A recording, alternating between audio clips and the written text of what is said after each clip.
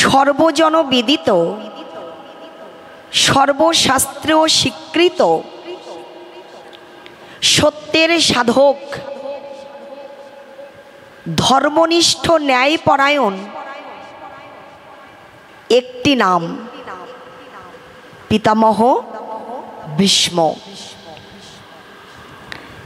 এই পিতামহ ভীষ্মদেব তিনি ব্যক্তি জীবনে দুইটা প্রতিজ্ঞাবদ্ধ হয়েছিলেন, প্রতিজ্ঞায় আবদ্ধ হয়েছিলেন। তানার জীবনে প্রতিজ্ঞা ছিল দুইটা। কয়টা মায়েরা? দুইটা। প্রথম প্রতিজ্ঞা ছিল জীবনে কখনো কোনোদিন রাজ সিংহাসনে উপবেশন করবেন না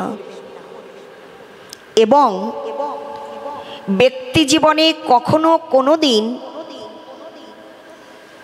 বৈবাহিক জীবনে পদার্পণ করবেন না।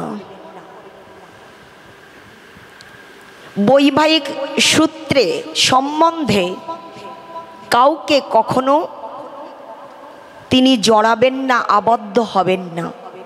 এটা ছিল তানার প্রথমতম প্রতিজ্ঞা। আর দ্বিতীয় যে প্রতিজ্ঞাটা ছিল, আমরা সকলেই টিভির পর্দায়, টিভির সিরিয়ালে, টেকনোলজির সূক্ষ্ম আবিষ্কার, মিডিয়ার মাধ্যমে, সম্প্রচারিত আয়োজনের মাধ্যমে আমরা খলনায়ক শকুনিকে দেখেছি। দেখেছেন মায়েরা, বাবাজিরা দেখেছেন? এই খলনায়ক শকুনির কুচক্রে, কুপরামর্শে ভগিনী মানে বোন, তো বোনের স্বামীকে কি বলেন? বোনাই। মামা শকুনির বোনাই ছিলেন কে? বোন ছিলেন মাতা গান্ধারী, আর বোনাইয়ের নাম ছিল ধৃতরাষ্ট্র। এই খলনায়ক শকুনির কুপরামর্শে, কুচক্রে, প্ররোচনায় ধৃতরাষ্ট্র যেটা জোরপূর্বক পিতামহ ভীষ্মকে দ্বারা করিয়েছিলেন, সেই দ্বিতীয় প্রতিজ্ঞাটা ছিল রাজ্য নিয়ে, ভাগাভাগি নিয়ে, বিভাজনে বন্টন নিয়ে। কি সেটা? প্রপার্টি, সেটা সহায় সম্পদ। এই বিষয় প্রপার্টি বিভাজনের পর্বে দাঁড়িয়ে, বন্টনের পর্বে দাঁড়িয়ে, ভাগাভাগির পর্বে দাঁড়িয়ে ধৃতরাষ্ট্র, পঞ্চ পাণ্ডব যারা ছিলেন, অর্থাৎ কুন্তী মাতার পুত্রবর্গ, যুধিষ্ঠির, ভীম, অর্জুন, নকুল আর সহদেব, পাণ্ডুর পুত্রগণ, এই পঞ্চ পাণ্ডবকে এক টুকরা জমি তারা দিতে রাজি নন। জানিয়ে দিচ্ছেন কৃষ্ণ ভগবান এবং পিতামহ ভীষ্মদেব, ভক্তপ্রবর বিদুর মহাশয় কাকাশ্রী, সকলের সুপরামর্শদাতাগণের সুসিদ্ধান্ত প্রয়োগের পরেও তারা অসম্মত হলেন, স্বীকার করে নিলেন না, তাদের প্রস্তাবে সম্মত হলেন না, তাদের বাক্য লঙ্ঘন করলেন, গ্রহণ করলেন না। উপরন্ত দৃঢ় কণ্ঠে ঘোষণা দিলেন, বিনা যুদ্ধে নাহি দিব সুচগ্র মেদিনী। মেদিনী মানে মাটি। মায়েরা যারা কাঁথা সেলাই করেন না, করেন, ভগবানকে বসতে দেওয়ার জন্য উলের সুতা দিয়ে আসন তৈরি করেন। সুন্দর করে আজকে ভগবানকে, এই পাপিষ্ট অধমকে পরিধান করানোর জন্য, পরানোর জন্য মালিকা রচনা করেছেন না সুচ আর সুতা দিয়ে। এই শুষ্কে মৃত্তিকার পরে স্থাপন করলে কতটুকু জায়গা দখল করে মা? কতটুকু জায়গা দখল করে? হ্যাঁ, সামান্য। এই কিয়দাংশ জমি, ভূমি, মাটি পঞ্চ পাণ্ডবদের দিতে তারা রাজি নন। যুদ্ধের আহ্বান করলেন, অনেকে বোঝালেন ধৃতরাষ্ট্র, অনেকে বোঝালেন গান্ধারী মাতা, বুঝিয়েছিলেন বিদুর, বুঝিয়েছিলেন পিতামহ ভীষ্মদেব, আর সকলের ঊর্ধ্ব আসনে উপবেশন পূর্বক বুঝিয়েছিলেন গতির ভর্চা প্রভু সাক্ষী নিবাস শরণাংশু হৃদ প্রভব প্রলয় স্থানম নিধনম বীজমব্যয়ম। সেই বীজপ্রদা পিতা সর্বাধিক সাক্ষী স্বরূপ সত্তা অজ অপি সন্নব আত্মা ভূতা নামীশ্বর অপি সন প্রকৃতি সমধিষ্ঠায় সম্ভবাত্মমায়া। তিনি বোঝালেন ঈশ্বর সর্বভূতানাম দেশে অর্জুন তিষ্ঠতি ব্রাহ্মণ, ভুলে গেছি। তিনি বোঝালেন ঈশ্বর পরম কৃষ্ণ সচ্চিদানন্দ বিগ্রহ অনাদির আদি গোবিন্দ সর্বকারণ কারণম যিনি, তিনিও বুঝালেন সর্বস্ব অহম সন্নিবিষ্ট মাতা স্মৃতি জ্ঞান অপহনাঞ্চ বেদোর্চর সর্বরহমেব বেদ্য বেদান্ত ক্রীদা বেদবিদেবহম। কৃষ্ণ ভগবান বোঝালেন তত্ত্বদর্শী জ্ঞানময় পুরুষ, বেদান্ত অধিময় কর্তা যিনি, সর্বস্ব অহম সন্নিবিষ্ট মাতা স্মৃতি জ্ঞান অপহনাঞ্চ বেদোর্চর সর্বরহমেব বেদ্য বেদান্ত ক্রীদা বেদবিদেবহম। সমগ্র বেদের জ্ঞাতব্য শব্দের অর্থ হচ্ছে জানা।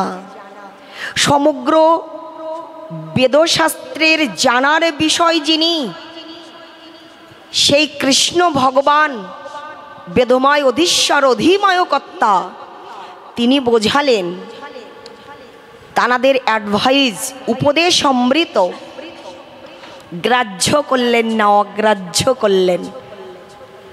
ঘোষণা দিলেন যুদ্ধ চাই। লক্ষ্য করে দেখুন,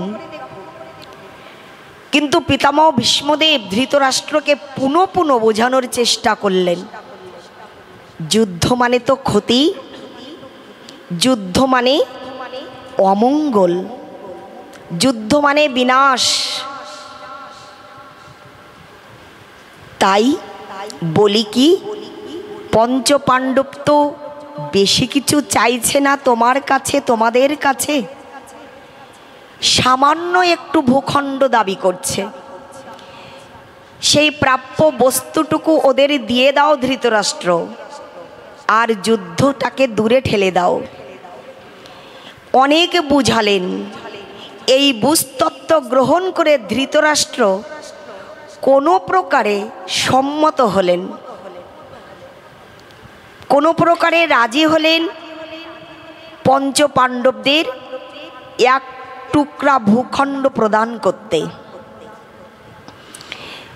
সেই ছোট্ট একটু ভূখণ্ড দাবি করেছিলেন পঞ্চ পাণ্ডবরা শুধুমাত্র নিজেদের জন্য, নিজেরা বাস করবেন, অবস্থান করবেন, থাকবেন সেখানে, সেই জন্য।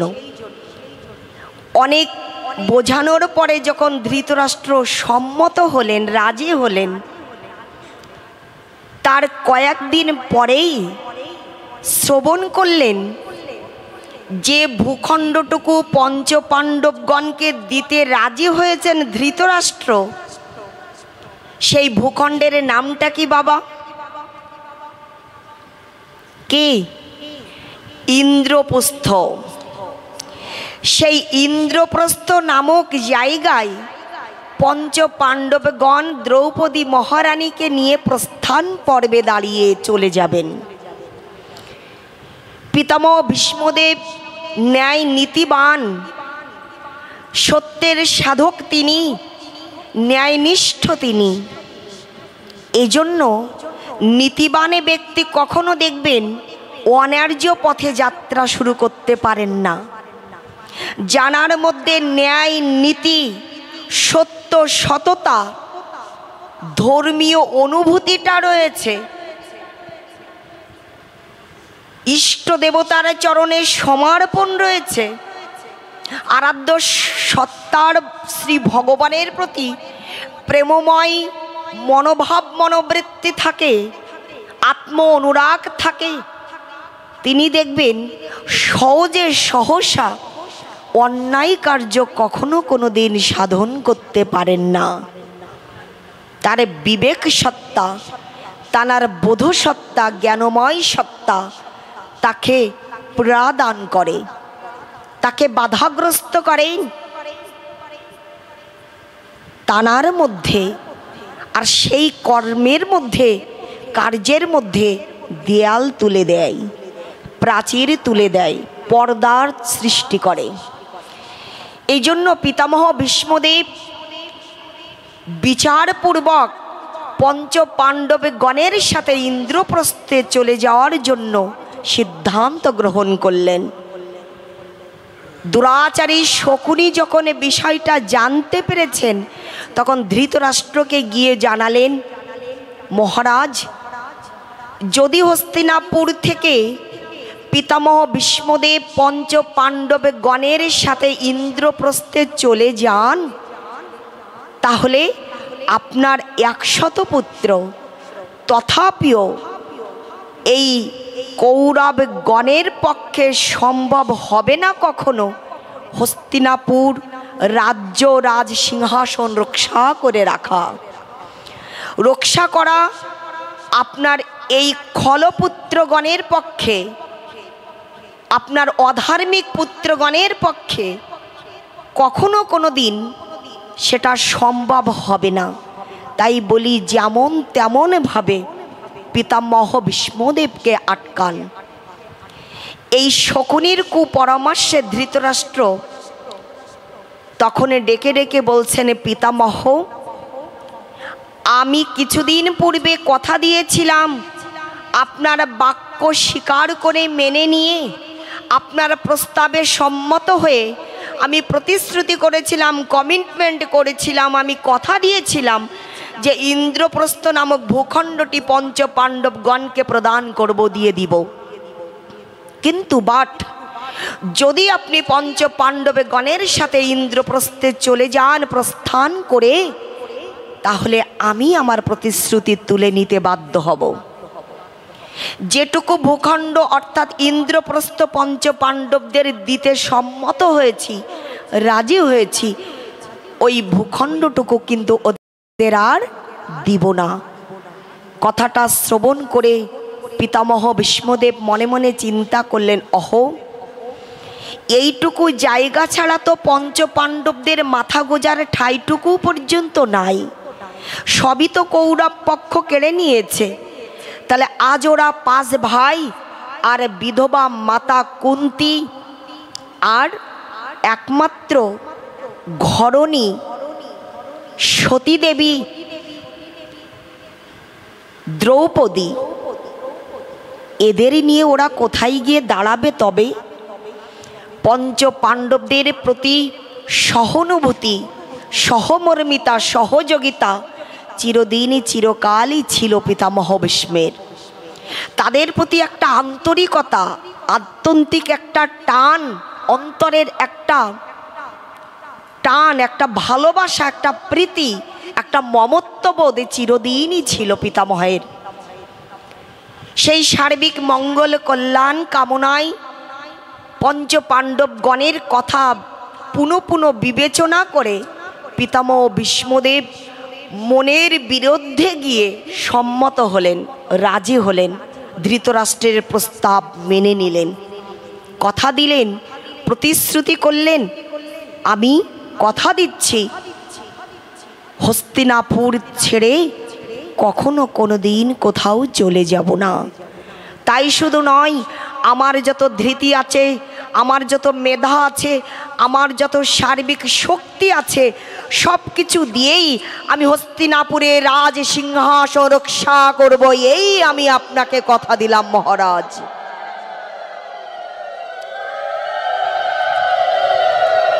আমার বলতে যা যা কিছু রয়েছে আমি সব কিছু দিয়ে হস্তিনাপুরকে রক্ষা করব, এই রাজসিংহাসন রক্ষা করব। এই যে কথা তিনি দিয়েছিলেন, এটা ছিল ভীষ্মদেবের দ্বিতীয় প্রতিজ্ঞা। লক্ষ্য করে দেখুন, ন্যায় নীতিবানের ধর্মপথের পথিক, এই যে ত্যাগ, এই যে স্যাক্রিফাইস যেটা তিনি দেখিয়ে গিয়েছেন, এটা কিন্তু আমাদের জগতে বিরল। নিজের স্বার্থে নয়, অন্যের স্বার্থে তার সম্পূর্ণ জীবনটা তিনি উৎসর্গীকৃত করেছেন। আমাদের জানিয়ে দিলেন ত্যাগেই ধর্ম, ত্যাগেই শান্তি।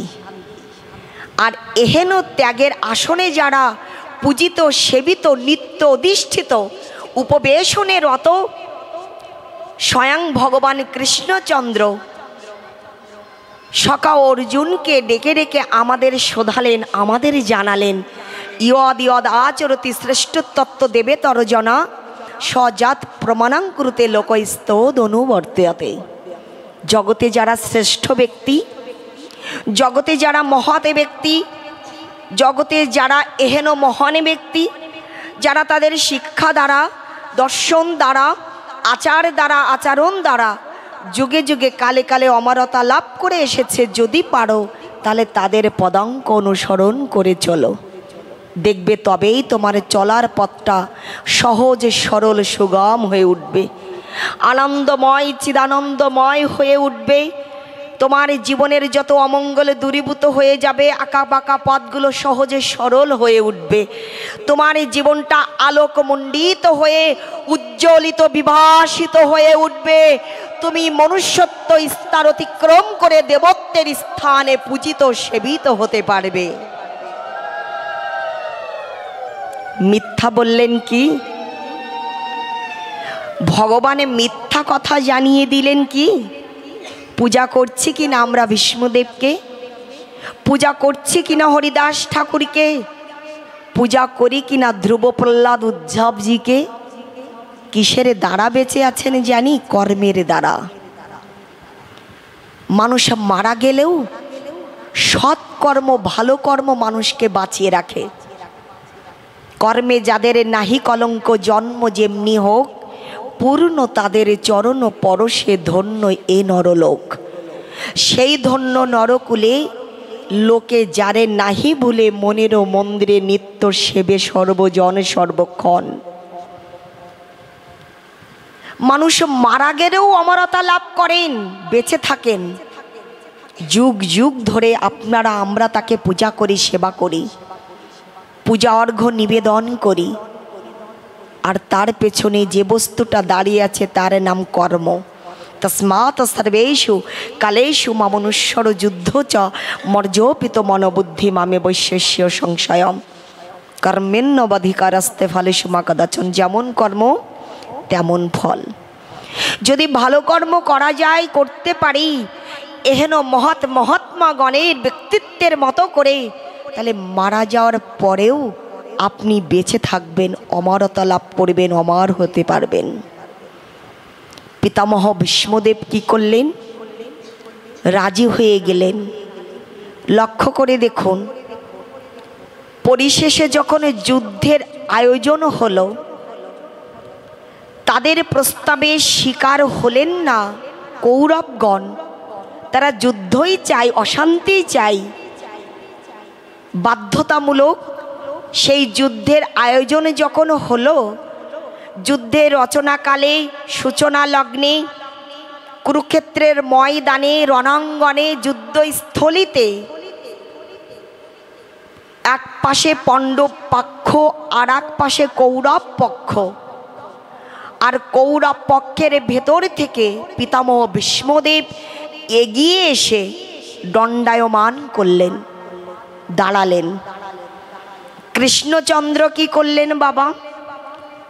অনাদির আদি শাশ্বত স্বয়ং পরম তত্ত্ব সীমা পরমেশ্বর ভগবান শ্রীকৃষ্ণ যুদ্ধের প্রারম্ভেই মাঝখানে দাঁড়িয়ে, মিডিল পয়েন্টে দাঁড়িয়ে, মধ্যবর্তী স্থানে দাঁড়িয়ে দণ্ডায়মান পূর্বক কৃষ্ণ ভগবান স্বহস্তে, হস্তকর কমলে, হস্তকর পল্লবে একটি শঙ্খ বাদন করলেন, একটি শঙ্খধ্বনি করেছিলেন।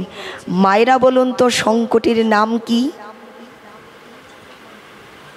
রাধে রাধে।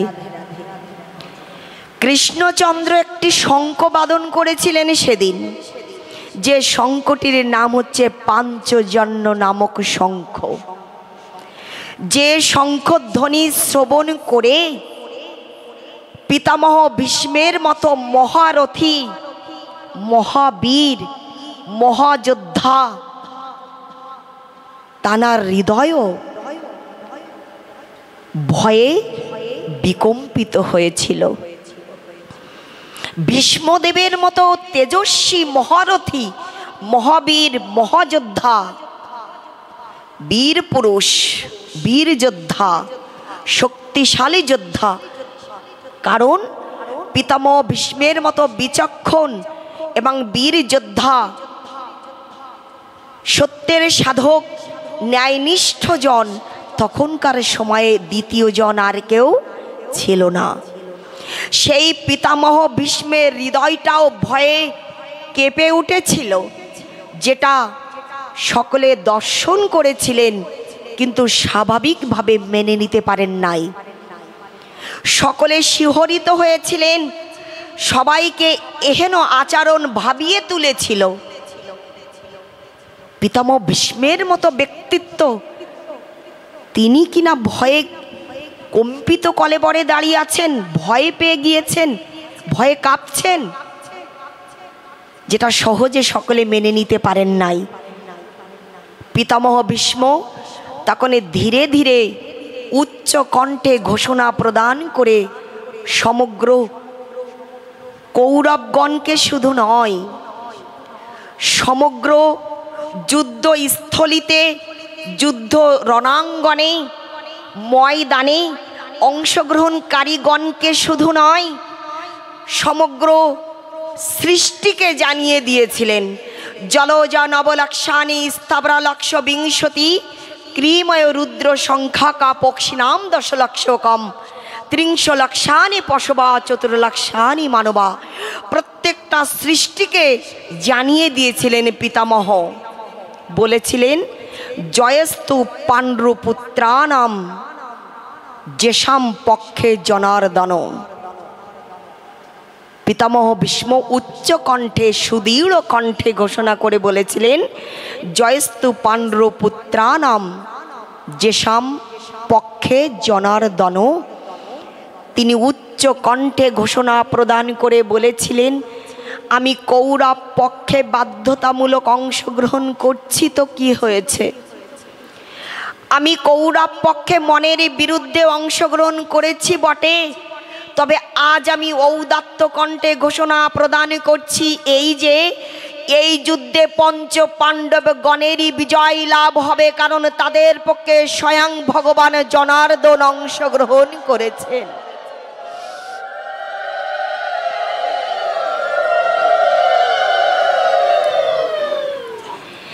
আমি আমার মতবিরোধিতায়,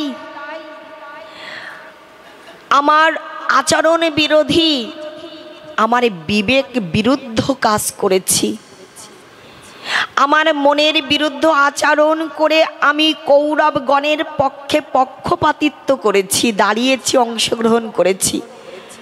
কিন্তু তোমরা সকলে জেনে যাও, আমি ঔদাট্য কণ্ঠে ঘোষণা করছি এই যুদ্ধে পঞ্চ পাণ্ডবদেরই পক্ষে বিজয়ের মালা তাদের কণ্ঠে পরিধান করবে তারা। এই ধর্মযুদ্ধে, এই মহাযুদ্ধে পঞ্চ পাণ্ডবের পক্ষে বিজয়ের পতাকা উড্ডীয়মান হবে। এই পঞ্চ পাণ্ডবদেরই পক্ষে বিজয়ের পতাকা উড্ডীয়মান হবে, বিজয়ের মাল্য পরিধান করবে পঞ্চ পাণ্ডব পক্ষ পাণ্ডবগণ। উচ্চ কণ্ঠে জানিয়ে দিয়েছিলেন। সেই ধারাবাহিকতায় যুদ্ধ অনুষ্ঠিত পর্বে দাঁড়িয়ে একের পর এক কৌরব পক্ষের মৃত্যু ঘটতে লাগলো, মৃত্যু হতে লাগলো। একের পর এক যখন কৌরবগণের মৃত্যুর সংবাদ, শোক সংবাদ শোকাহত করে তুলল গান্ধারী মাতাকে, গান্ধারী মাতা এটা জানতেন। গান্ধারী মায়ের মতো সতী সাধ্বী পতিব্রতা রমণী নারী জগতে বিরল, যিনি বিবাহের পূর্বেই তার সতীত্বের প্রমাণ দিয়েছিলেন। আমরা জানি মা, যখন গান্ধারী মাতা নিজের কর্ণ দ্বারা নিজের কানেই শ্রবণ করলেন, কর্ণগোচার হলো তার যে যার সাথে তার বিবাহের কার্য সম্পাদিত হবে, যার সাথে তার বিবাহের কথা কথোপকথন আলোচনা চলছে, সিদ্ধান্ত নেওয়া হয়েছে, স্থির সিদ্ধান্ত, সুস্থির সিদ্ধান্ত, সেই ধৃতরাষ্ট্র ছিলেন জন্মন্ধ। এই জন্মন্ধ ধৃতরাষ্ট্রের সাথে তার মহাপ্রণয় অনুষ্ঠিত হবে, এই কথা যেদিনই তিনি শ্রবণ করেছিলেন, কত বড় সতী সাধ্বী রমণী দেখুন, কত বড় পতিব্রতা রমণী দেখুন, নারীকুলের পূজিতা তিনি, সেবিতা তিনি, গ্রহণীয়া তিনি, আমাদের মতো নারী জগতের আদর্শ তিনি। যেদিনই শুনলেন তার স্বামী জন্মন্ধ, সেদিনই তিনি 7 পর্দা বস্ত্রখণ্ড দিয়ে নিজের চক্ষুদয় আচ্ছাদন করে রেখেছিলেন, ঢেকে দিয়েছিলেন। তিনি 7টা পর্দা কাপড় দিয়ে নিজের চক্ষুদয় নয়ন যুগল চোখ দুটো বন্ধনে আবদ্ধ করেছিলেন, বেঁধেছিলেন। ডেকে ডেকে বলেছিলেন, যার সাথে সারাটা জীবন অতিবাহিত করব, আমার গৃহস্বামী গৃহদেবতা পতিদেবতাই যদি জগৎকে না দেখলেন, তাহলে আমি কেন জগৎকে দেখব? আমি আর এই জগতের কোনো বস্তুকে, কোনো ব্যক্তিকে দর্শন করব না, দেখব না। দেখেননি তিনি। শতপুত্রের জননী হয়েছিলেন, যদিও শতপুত্র নয়, কৌরবগণ কতগুলো ভাই ছিল মা? কতগুলো? 100। আর মেয়ে ছিল দুঃশালা। ডেকে ডেকে বললেন, এতগুলো সন্তানকে প্রসব করেছেন, জন্ম দিয়েছেন, কিন্তু প্রসবিত কোনো সন্তানের মুখদর্শনটুকু পর্যন্ত করেন নাই। সেই সতী সাধ্বী রমণী, পতিব্রতা রমণী, তিনি জানতেন যে এই মহাযুদ্ধে, ধর্মযুদ্ধে, এই ন্যায় যুদ্ধে কৌরবগণের কেউ বেঁচে থাকবেন না, কেউ জীবিত থাকবেন না, এটা গান্ধারী মাতা জানতেন। এই তথাপিও একের পর এক যখন পুত্রের মৃত্যুর সংবাদটা তানার কাছে এসে পৌঁছাচ্ছে, তখন তিনি আর নিজেকে স্থির রাখতে পারছেন না। এটাই স্বাভাবিকতা। কোনো জননী, কোনো মা তার সন্তানের মৃত্যুর কথা শ্রবণ করা, মৃত্যু গ্রহণকৃত সন্তানকে দর্শন করা, মরা সন্তানের, মৃত সন্তানের মুখ দর্শন করা তো দূরের কথা, সন্তানের অনার্থ হবে এটা দেখবেন, ভাবতেও তার অন্তরটা কেঁপে ওঠে। এজন্যই মা, তাই না? মায়ের অন্তরটা কেঁপে ওঠে। সন্তান যদি কখনো আঘাত পায়, যেটুকু আঘাত সন্তান পেল তার থেকে অনেক বেশি আঘাতে দেখবেন মায়ের অন্তরকে ব্যথাগ্রস্ত করে, মায়ের মনকে কাঁদিয়ে দেয়, কষ্ট দেয়। মা অনেকটা বেশি কষ্ট পান সন্তানের আঘাতে।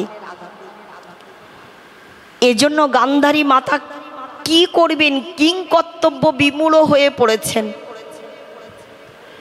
তিনি কি করবেন, কোথায় যাবেন, কার কাছে যাবেন, কি কার্য করলে, কার শরণাপন্ন হলে তার বংশ তার কুল রেহাই পাবে, এটা মাতা গান্ধারী ভেবে পাচ্ছিলেন না। হঠাৎ করে তার চেতনা শক্তিটা জেগে গেল। তিনি মনে মনে চিন্তা করলেন, আমাকে এই বিপদ থেকে রক্ষা করতে পারে একমাত্র একজন ব্যক্তি, আর তিনি হচ্ছেন পিতামহ ভীষ্মদেব। পিতামহ ভীষ্মদেবী আমাকে এই সংকটাপন্ন পরিস্থিতি থেকে আমাকে সুবুদ্ধি প্রদান করতে পারেন, আমাকে সুপথে দেখাতে পারেন। তিনি আমার কুল বংশ রক্ষা করতে পারেন, কারণ পিতামহ ভীষ্মদেব ইচ্ছা মৃত্যুর বর প্রাপ্ত হয়েছিলেন। এই ইচ্ছা মৃত্যুর বর প্রাপ্ত হয়েছিলেন।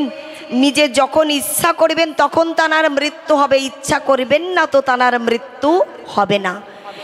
এবং সেই সাধন শক্তির দ্বারা সেই বর প্রদানপূর্বক একজন ব্যক্তির প্রাণ রক্ষা করবার ক্ষমতা পিতামহ ভীষ্মদেবের ছিল। এই জন্য পিতামহ ভীষ্মদেবের কাছে এসে শরণাপন্ন হলেন। পিতামহকে ডেকে ডেকে বলছেন, পিতামহ, আজ আমি আপনার কাছে এসে দাঁড়িয়েছি একটি বস্তু প্রাপ্তির জন্য, একটি বর প্রার্থনা করবার জন্য আজ আপনার নিকটে এসেছি।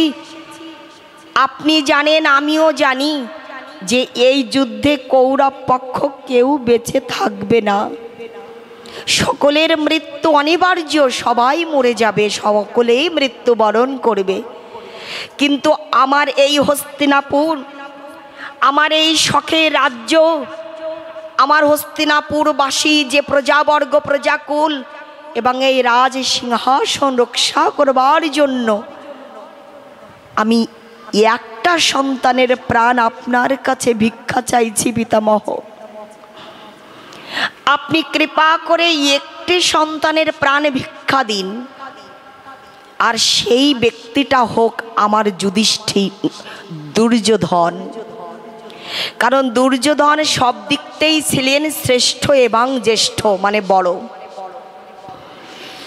তাই যত উপযুক্ত হিসাবে গান্ধারী মাতা তিনি বর প্রার্থনা করলেন পিতামহের কাছে, আপনি কৃপা করে আমার দুর্যোধনকে বর প্রদান করুন, যাতে সকলের মৃত্যু হলেও দুর্যোধনে বেঁচে থেকে আমার এই রাজ্য রাজ সিংহাসনটাকে রক্ষা করতে পারে, বাঁচাতে পারে। পিতামহ ভীষ্মদেব মহাসংকটে পড়ে গেলেন। তিনি মনে মনে চিন্তা করলেন, তাই তো গান্ধারীর চোখের জল, পুত্রহীন মায়ের আকুলতা ব্যাকুলতা, সেই আর্তনাদ পিতামহ ভীষ্মকে বড় ব্যথিত করে তুলল। গান্ধারী মায়ের চোখের জল সহ্য করতে না পেরে পিতামহ ভীষ্মদেব মনে মনে চিন্তা করলেন, এটা করাই বোধহয় আমার বাঞ্ছনীয়। কারণ সারাটা জীবন ধরে যাদের নুন খেয়েছি, সারাটা জীবন ধরে রাজকীয়ভাবে রাজভাবে জীবন যাপন করেছি, জীবন অতিবাহিত করেছি, রাজকীয় আবেশে রাজ পোশাক আশাদি পরিধান করে রাজকীয়ভাবে জীবনটাকে অতিবাহিত করেছি। যাদের অন্নে দেহ ধারণ করেছি, বেঁচে আছি, যাদের ভাত খেয়ে অন্ন ব্যঞ্জনাদি খেয়ে, তো তাদের তো উপকার করাই যায়। নুন খেলে গুণ গাইতে হয়, শুনেছেন কথাটা? যার নুন খেয়েছি, যার দ্বারা উপকৃত হয়েছি, তাকে তার বিপদ সংকটকালীন পরিস্থিতিতে তার পাশে গিয়ে দাঁড়ানো, তাকে একটু উপকার করবার জন্য হস্তযুগল প্রসারণ করে দেওয়া, বাড়িয়ে দেওয়া, এটাই নীতি, এটাই ধর্ম,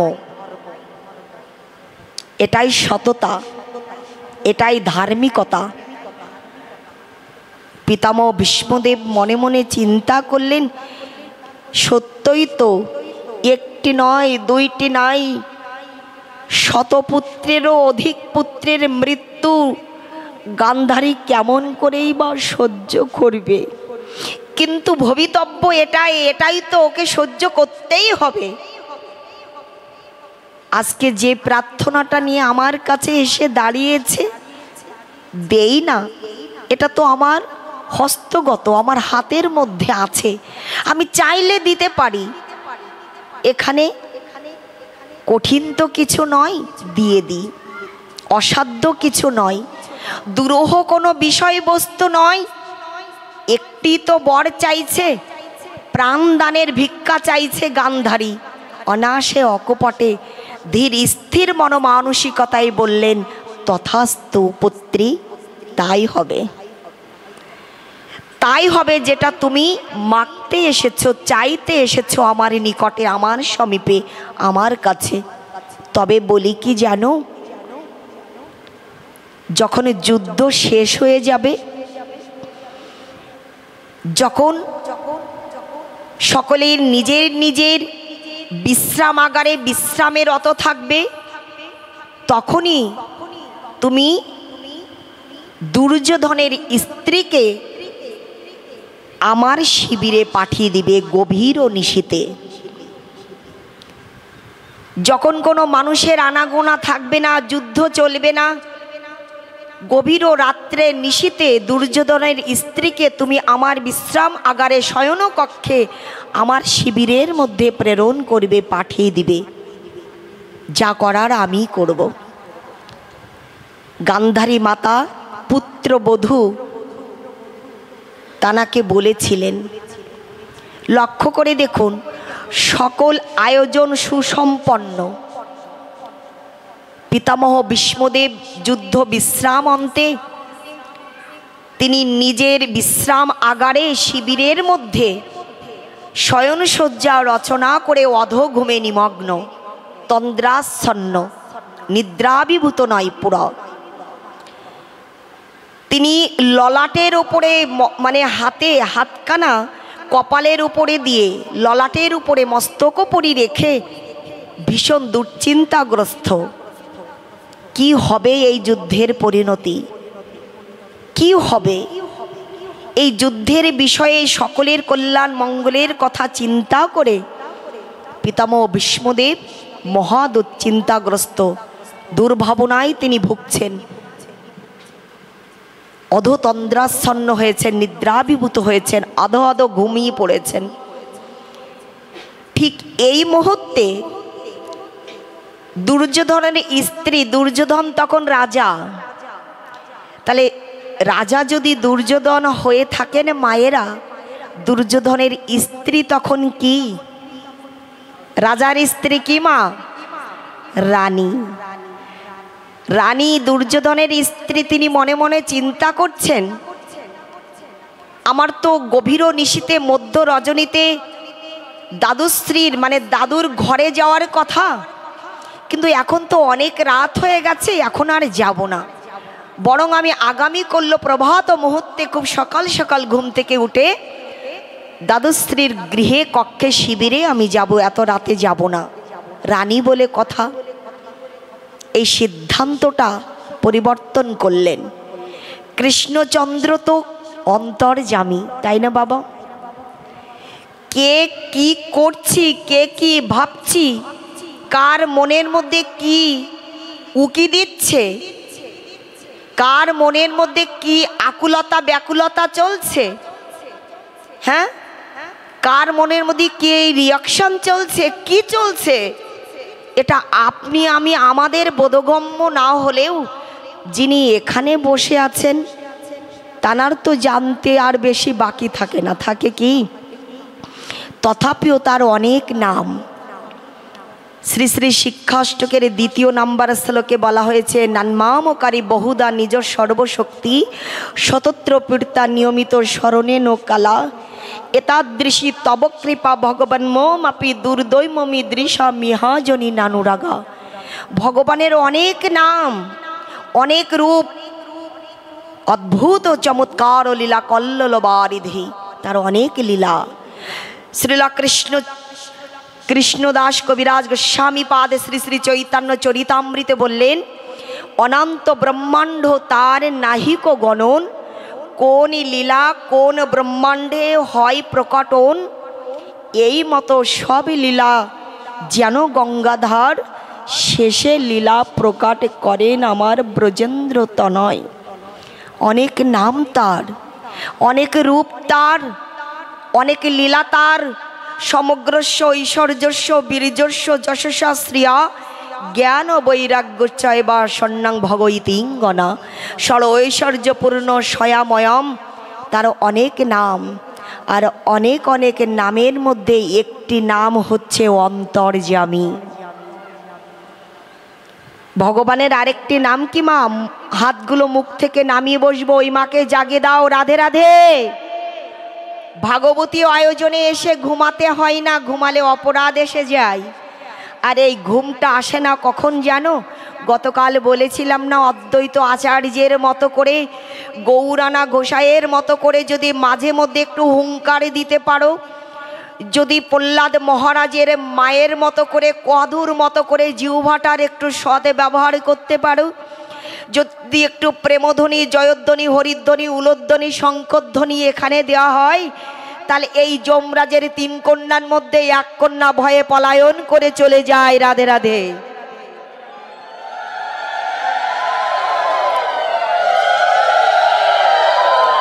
হরি বল। আমার মায়েরা অনেকটা কৃপণ, এটা আমি বুঝতে পেরেছি, আপনারাও বুঝেছেন নিশ্চয় আমার পাশাপাশি। আমরা যখন ভাগবত প্রভুর বন্দনা করছিলাম, ভাগবত অর্চনা করছিলাম, ভাগবত আরতি করছিলাম, আমার প্রদীপ দাদা ভাই এবং আপনারা সকলে কীর্তন পরিবেশন করছিলেন সুললিত কণ্ঠে, আমার মায়েরা জিহ্বা নেড়েছিল বাবা? বলুন তো,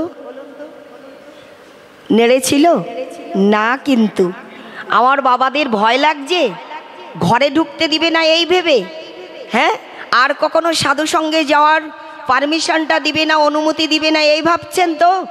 কামরাই চাপাল গোপালের মতো গোয়াল মন্দিরে রাত কাটাতে হবে এই ভেবে ভয় পাচ্ছেন? আমি আছি আপনাদের দলে, স্বীকার করুন। আমার মায়েরা কিন্তু জিহ্বাটা নাড়েনি, চেয়ে নিয়েছিলাম, হ্যাঁ, মাধুকরী করতে হয়েছিল, ভিক্ষা মেগেছিলাম, বলেছিলাম একটু প্রেমধ্বনি, জয়ধ্বনি, শঙ্করধ্বনি করুন, তারপরেই করেছিলেন, তাই না? তো রাধে রাধে। কালকের রজনী শেষ রজনী, এমনটাও হতে পারে আজকের রাতটাই আমার বিদায় রজনীও হতে পারে। জাতস্যহি ধ্রুব মৃত্যু ধ্রুবম জন্ম মৃতাস্য চ তস্মাৎ অপরিহার্য অর্থে নতম শচিত মহর্ষি। কে বলতে পারে ওমা, কে বলতে পারে আগামী কল্যের উদীয়মান সূর্য আপনার জীবনকে আলোকিত করে তুলবে? বলতে পারি না। এই রাতই আমার শেষ রাত হতে পারে। নিঃশ্বাস নহে বিশ্বাস কদা রুদ্ধ ভবিষ্যতি আবাল্য জপ্তাব্যং হরের নামই বা কেবলম। নিঃশ্বাসের কোনো বিশ্বাস নাই। আপনার বিশ্বাস আছে, সব কিছুর প্রতি বিশ্বাস আছে, কিন্তু আমার প্রবাহমান বয়ে চলা নিঃশ্বাসের প্রতি কোনো বিশ্বাস নাই। যে কোনো মুহূর্তে ও বিদায় নিয়ে চলে যেতে পারে, যে কোনো মুহূর্তে রুদ্ধ হয়ে যেতে পারে। হ্যাঁ, এই জন্য বলি কি জানো, এই মঙ্গলময় আয়োজন হয়তো বা আগামী বছর এই গৃহমন্দির আঙ্গিনায় হবে। এই গৃহস্বামী গৃহকর্তৃক এই আয়োজিত আয়োজন রচিত নববৃন্দাবন ধাম এখানে রচনা হবে। উক্তি ও নববৃন্দাবন ধামের ধুলিতে ধূসরিত হওয়ার জন্য, অবগাহন করবার জন্য, স্নাত হওয়ার জন্য, স্নান করবার জন্য আপনারাও আসবেন সকলে। কিন্তু এই বছরে যারাই এসেছি, আগামী বছর আসবার আগেই অনেক ব্যক্তি বিদায় নিয়ে চলে যাব, সবাই থাকবো না সেদিন। আগামী বছরও এই অনুষ্ঠান হবে, আয়োজিত রজনীও আসবে আমাদের মাঝে। কিন্তু যারা বসেছি, যারা এসেছি, এই বদনগুলো সকলেই থাকবে না, দেখবেন কেউ না কেউ বিদায় নিয়ে চলে যাবে। এমনটাও হতে পারে যে সবার আগে ওই অজ্ঞান অধমের তাপসেই আপনাদের ছেড়ে বিদায় নিয়ে চলে গেল। এজন্যই সুযোগের সাথে ব্যবহার করে আমাদের প্রয়োজন অম্বরীশ মহারাজের মতো করে, পরীক্ষিত মহারাজের ন্যায় প্রত্যেকটা অঙ্গ প্রত্যঙ্গ যেন নিতাই গৌর সাধুগুরু বৈষ্ণবের সেবায় ব্যয় ক্ষয় করতে পারি। দ্রৌপদীর মতো করে দুই বাহু উত্তোলিত করে একটু আত্মসমর্পণ করে নিতাই গৌরের পদপদ্মকে আশ্রয় করে মনুষ্য জনমকে ধন্যাতি ধন্য করতে পারি। এই জন্য একটু প্রেম ধ্বনিটা দিবেন। এই যে আমার দুই একজন মায়েরা ঘুমিয়ে যাচ্ছেন না, হে নিদ্রাবিভূত হয়ে যাচ্ছেন, রাধে রাধে, যদি আমার মায়েরা একটু ঘন ঘন প্রেমধ্বনি জয়ধ্বনি দেন। আর আগামীকাল করবেন কি জানি, সব মায়েরা বাড়ি থেকে আসবার সময় একটা করে শঙ্খ নিয়ে আসবেন। শঙ্খ নিয়ে আসতে বলেছি কেন জানেন? লক্ষ্য করে দেখুন, পঞ্চ পাণ্ডবগণ কয়জন ছিলেন? 5 জন। পঞ্চ পাণ্ডবদের পক্ষে ছিল মাত্র 5 জন, যুধিষ্ঠির, ভীম, অর্জুন, নকুল আর সহদেব। আর কৌরবগণের পক্ষে কতজন ছিল মা? কতজন? হাজার হাজার, সহস্র সহস্র রথী, মহারথী, অশ্ব, হস্তি, অস্ত্র সম্ভার সব কিছু ছিল, লোকবল, অর্থবল, তাই না? বিজয় লাভ করেছিলেন কারা?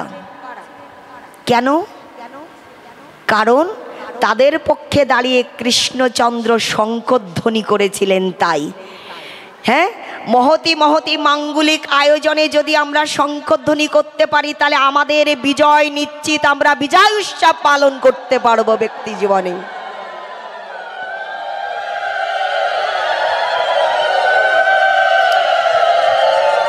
সমর্পণটা চাই,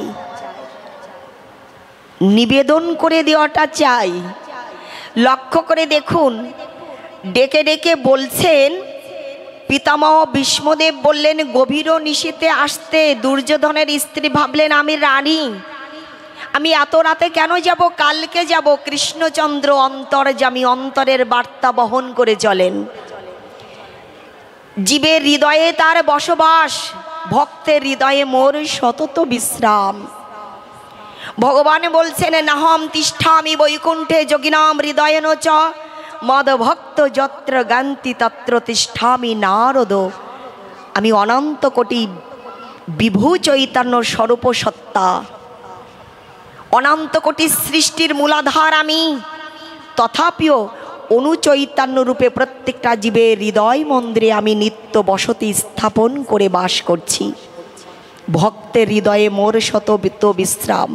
আমি সেখানেই থাকি, সেখানেই বাস করি। মদয় হলন, মদ মানে আমার,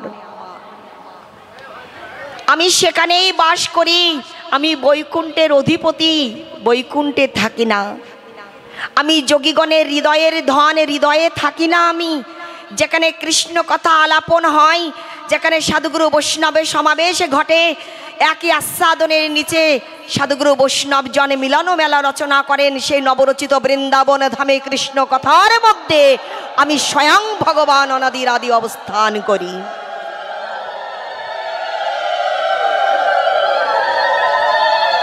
এর জন্য চাওয়াটা কি জানো বাবা? আমাদের ঐকান্তিকতা কোথায় জানো? হ্যাঁ, হৃদয় মাঝে রাখবো, ছেড়ে দিব না। ছেড়ে দিলে সোনার গৌর আর তো পাবো না, না না, ছেড়ে দিব না। আমাদের ঐকান্তিকতা যেন সেখানেই থাকে, যেন হৃদয় মন্দিরে সদা সর্বদা ভগবানকে নিত্য সেবিত পূজিত বসাতে পারি। এই জন্যই না ছুটে আসা, এজন্যই না এসেছি আমরা। লক্ষ্য করে দেখুন, এখানেই বাস করেন ভগবান, এখানেই কৃষ্ণচন্দ্র বাস করেন। আপনার এই জায়গায় পরিপূর্ণ তনু অবয়ব শরীরের মধ্যে এখানেই থাকেন তিনি। আর এখানেই থাকে মানুষের হার্ট। হার্ট মানে কি? হৃদয়। এই হৃদয়ে ভগবানকে রাখেন বলেই বাম দিকে রেখে ভগবানকে প্রণাম করেন। ভগবানকে প্রণাম করতে হয় বাঁ দিকে রেখে, কারণ এই জায়গায় রেখে ভগবানকে প্রণাম করতে হয়। আপনারা হলেন ভগবানের শক্তি, তাই শক্তি সব সময় ডানেই বাস অবস্থান করে। এই জন্য বৈষ্ণব প্রণাম করতে হয় ডান দিকে রেখে। বৈষ্ণবগণকে নিয়ম আছে, তাই না? আচার্য অর্থাৎ শ্রী গুরু পাদপদ্মকে আচার্যাং মাং বিজানিয়ান্না বমন্নেতা কৈর চিত্নমত্তা বুদ্ধাশ্বেতে সর্বদেবময় গুরু। শ্রী গুরু পাদপদ্মকে কোন দিকে রেখে প্রণাম করতে হয়, দেব দেবতাগণকে কোন দিকে রেখে প্রণাম করতে হয়, পিতামাতাকে কোন দিকে রেখে প্রণাম করতে হয়, বৈষ্ণবকে কোন দিকে রেখে প্রণাম করতে হয়, ভগবানকে কোন দিকে রেখে প্রণাম করতে হয়, এগুলো জানতে গেলে শিখতে হবে। শিখতে গেলে আজকের মতো আয়োজনে আসতে হবে। আসলেই তবে শেখা যাবে, জানা যাবে, এমনি এমনি হবে না। পরিপ্রশ্নে ন সেবায়, জ্ঞানীর কাছে সেবা দ্বারা পরিপ্রশ্ন দ্বারা তবেই তত্ত্ব লাভ করতে হয়। যেমন করে হরিদাস ঠাকুর করেছিলেন, যেমন করে সনাতন গোস্বামী পাদে করেছিলেন, এমনি এমনি হয় না। সুধীজন, ভগবান কৃষ্ণচন্দ্র দ্রৌপদীর কাছে চলে গেছেন। সখী সখী, আজ তোমার আমার সাথে একটি জায়গায় যেতে হবে। কোথায়? কোথায় গোবিন্দ? বললেন চলো একটি জায়গায় আজ তোমায় নিয়ে যাব, তবে একটা শর্ত আছে। শর্তটা কি? তুমি কথা বলতে পারবে না। একটি জায়গায় তোমাকে যেতে হবে, নিয়ে যাব। দ্রৌপদীকে সাথে করে নিয়ে কৃষ্ণচন্দ্র গভীর নিশীতে যখন দুর্যোধনের স্ত্রী না গিয়েছেন, সেই সুযোগটার সাথে ব্যবহার করে কৃষ্ণচন্দ্র দ্রৌপদীকে পিতামহ ভীষ্মদেবের শয়ন শিবিরে নিয়ে গেলেন। জগৎকে জানিয়ে দিলেন, পিতামহ ভীষ্মের মতো করে ত্যাগ যদি করতে পারি, তাহলে ত্যাগের আর এক নাম শান্তি, ত্যাগের আর এক নাম কি? আনন্দ। ত্যাগের আর এক নাম প্রাপ্তি। এই ত্যাগটা দেখবেন অনেকের মনে নাই। হ্যাঁ, এই ত্যাগটা অনেকেই করতে চাই না। নিজের মায়ের মাতৃদেবীর গর্ভজাত সন্তান, একই পিতৃদেবীর ঔরাসে জাত সন্তান, সে সম্বন্ধের সম্পর্কে আমার ভাই হলো ভাই। যে ভাইয়ের সাথে ছেলেবেলায় ছোটবেলায় কত না দুষ্টামি করে, কত না ক্রীড়া মঞ্চে, ক্রীড়ার আয়োজনে, খেলার রঙ্গমঞ্চে অংশগ্রহণ করে কনিষ্ঠ অঙ্গুলি ধারণ করে খেলা করতে করতে বড় হয়েছি, সেই ভাই দেখবেন বৈদিক বিধি আচার আচরণের ভূমিকায় দাঁড়িয়ে বিবাহ যজ্ঞমণ্ডপ পরিগ্রহ করার পর বৈবাহিক সূত্রে সম্বন্ধে আমার দিদি ঠাকুরানীকে, দিদিমণিকে, দিদি ভাইকে বাধার পর বছর ঘুরতে পারে না, ভাই ভাইকে ডেকে বলে, বাবা ভাগ করে দাও, বাবা তোমার যত প্রপার্টি বিষয় আশায় সম্পত্তি আছে ভাগ করে দাও, তোমার বৌমা আর সবার সাথে থাকতে চাইছে না, আলাদা করে দাও। হ্যাঁ, সেই আলাদা পর্বে দাঁড়িয়ে যদি কৌরবগণের মতো এক টুকরা জমি মাটি কম পড়ে যায়, তাহলে কি হয়? মেনে নিতে চাই না। ভাই তো নিল, পেল তো ভাই, যে আমারই ভাই, আমার একই মায়ের গর্ভজাত সন্তান, যার সাথে খেলা খেলে বড় হয়েছি, যাকে ছেলেবেলায় এক নজর না দেখতে পারলে থাকতে পারতাম না, কোথাও বেড়াতে গেলে তাকে বাড়ি নিয়ে আসার জন্য বায়না ধরতাম মায়ের বাবার কাছে, ভাইকে কতদিনই দেখিনি। আজকে বিবাহের পরে আলাদা হয়ে যাওয়ার পর মনোমানসিকতারও ডিভাইডেশন ঘটে, ভিন্নতা মনোভাব, তাই না? ওকে কেন বেশি দিবে, আমায় কেন কম, এটা মেনে নিতে পারি না। যুদ্ধ শুরু করে দেই কৌরব আর পাণ্ডবদের মতো করে, তাই না? লক্ষ্য করে দেখুন, ত্যাগেই শান্তি, যেটা পিতামহ ভীষ্মদেব আচরণের দ্বারা আমাদের শিক্ষা দিয়ে গিয়েছেন। কৃষ্ণচন্দ্র আচরণ দ্বারা শিক্ষা দিলেন, শুভ কাজ শীঘ্রম, শুভম শীঘ্রম, সেটা বিলম্বে করলে ক্ষতিগ্রস্ত হতে হয়। সুযোগের সদ্ব্যবহার যদি আমরা ব্যক্তি জীবনে না করতে পারি, যদি স্বল্প বয়সে, অল্প বয়সে, মহাপ্রভু গৌরাঙ্গ সুন্দর যেমন 24 বছর বয়সে ত্যাগ ধর্ম, বৈরাগ্য ধর্ম, অদ্বৈত মার্গ, সন্ন্যাস ধর্মে দীক্ষা গ্রহণ করে অদ্বৈত মার্গে যাত্রা করেছিলেন, সর্বস্ব সমর্পণ করেছিলেন, আমাদেরও জানিয়ে দিলেন সময়ের সদ্ব্যবহার করে যদি আমরা অল্প স্বল্প বয়সে নিতাই গৌরের পাদপদ্মে নিজেকে সমর্পণ না করি, সদ্গুরুদেবের পাদাশ্রয় গ্রহণ করে ভজন আনন্দী মনোভাবে ভজন জগতে আমরা প্রবেশ না করি, তাহলে আমাদের এই মনুষ্য জন্ম লাভ করাটা বৃথাই পর্যবসিত হয়ে যাবে। দুর্যোধনের স্ত্রীর মতো অবস্থা হবে, দুর্দশা হবে আমাদের। এই জন্য সুযোগের সদ্ব্যবহারটা করতে হয়। কৃষ্ণচন্দ্র দ্রৌপদীকে নিয়ে যাচ্ছেন, বললেন কথা বললে চলবে না সখী, তুমি চুপি চুপি করে দাদুশ্রীর শয়ন কুঠিরে শিবিরের মধ্যে প্রবেশ করবে। যেমন করে শিখিয়ে দিয়েছেন তেমন করেই কাজ করছেন দ্রৌপদী। কৃষ্ণচন্দ্র যখন শিবিরের দরজার কাছে গিয়ে দাঁড়িয়েছেন, দ্রৌপদীকে ইশারা করে দিচ্ছেন, যাও গৃহে প্রবেশ করো, শিবের কক্ষে প্রবেশ করো। শিবিরের কক্ষে প্রবেশ করে দর্শন করছেন যে কপালে হাতে দিয়ে মহা দুশ্চিন্তাগ্রস্ত পিতামহ ভীষ্মদেব অধঘুমে নিদ্রাবিহূত তন্দ্রাচ্ছন্ন হয়েছেন। কি যেন ভাবছেন। আস্তে আস্তে করে কৃষ্ণচন্দ্রের দিকে আর দৃষ্টি দিয়ে তাকিয়েছেন। কৃষ্ণচন্দ্র হাতটা অঙ্গুলিটা মুখে দিয়ে ইশারা করে দিলেন, কথা বলা যাবে না। কি করলেন? হাত দুটোকে পিতামহ ভীষ্মদেবের চরণ পাদপদ্ম স্পর্শ করে প্রণাম জানাতে বললেন। প্রণাম জানিয়েছেন। যখন পিতামহ ভীষ্মদেবের চরণ স্পর্শ করে প্রণাম জানিয়েছেন দ্রৌপদী, তখন ভীষ্মদেব মনে মনে ভেবেছেন, আমি দুর্যোধনের স্ত্রীকে গভীর নিশীথে আসতে বলেছিলাম আমার শয়ন কক্ষে, নিশ্চয়ই দুর্যোধনের স্ত্রী এসেছে। নারী অঙ্গর স্পর্শ পেয়ে পিতামহ ভীষ্মদেব মনে মনে ভেবে নিয়েছেন দুর্যোধনের স্ত্রী এসেছে। আগু পিছু কোনো চিন্তা ভাবনা না করে চক্ষুদয় অর্থাৎ নয়ন না মেলে নয়ন মুদ্রিত অবস্থায় নয়ন বন্ধ করে আশীর্বাদ দিলেন মা। কি আশীর্বাদ? যে সহস্র বৎসর ধরে জন্ম জন্মান্তর ধরে তোমার স্মৃতির শিক্ষুর অক্ষয় অব্যয় হয়ে থাক, তুমি সদবা জীবনে যেন তোমার বজায় থাকে।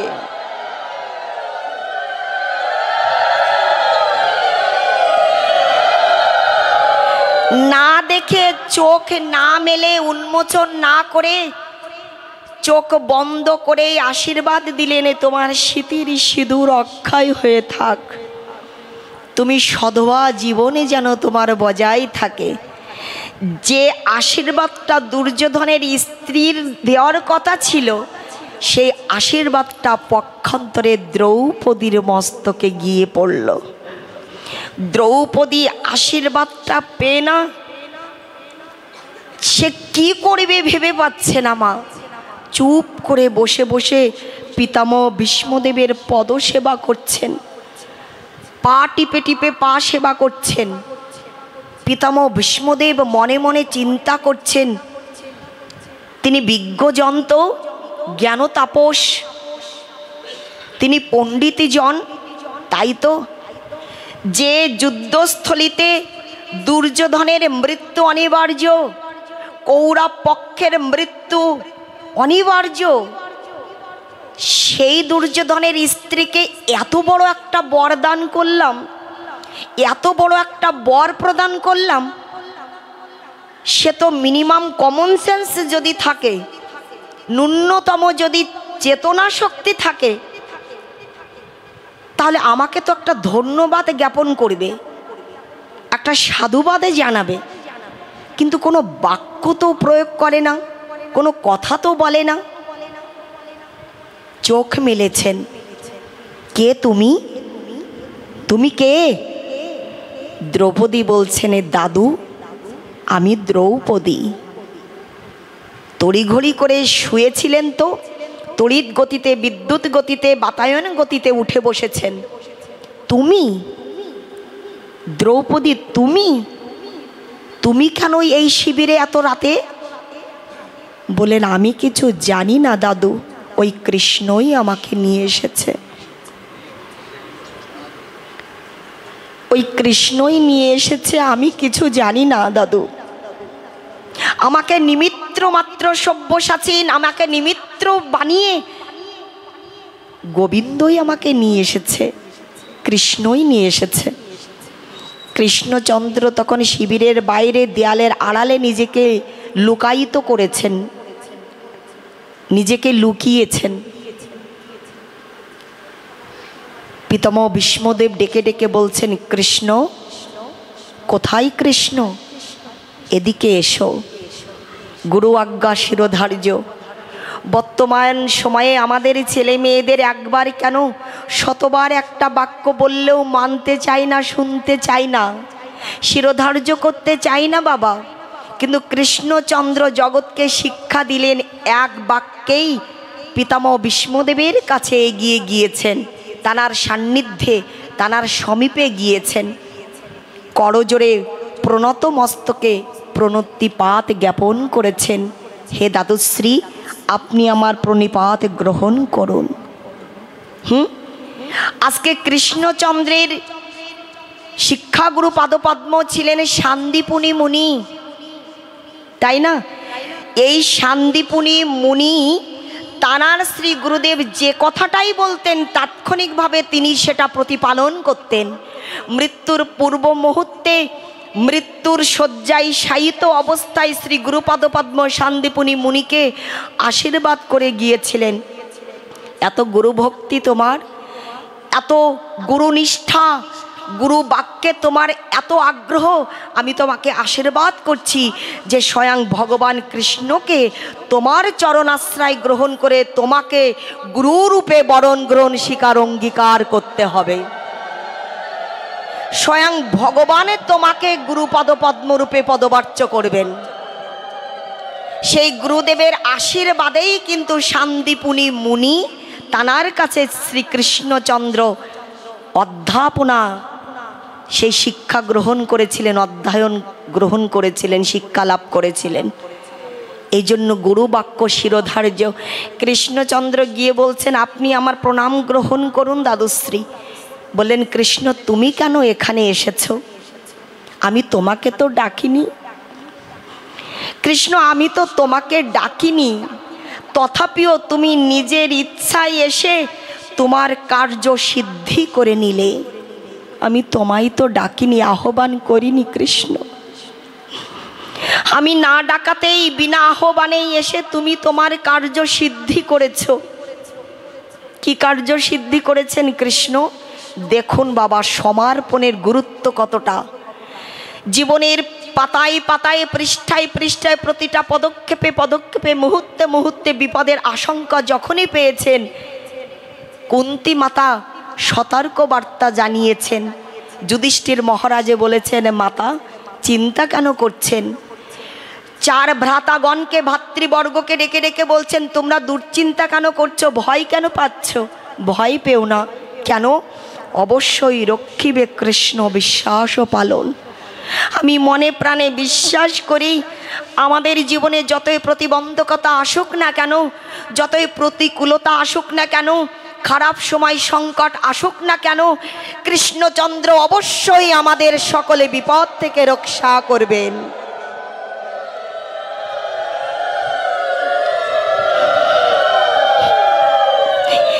এই একটা মন্ত্র সারাটা জীবন ধরে যুধিষ্ঠির মহারাজ ব্যক্তি জীবনে সুযত্নে লালিত পালিত করে গেছেন।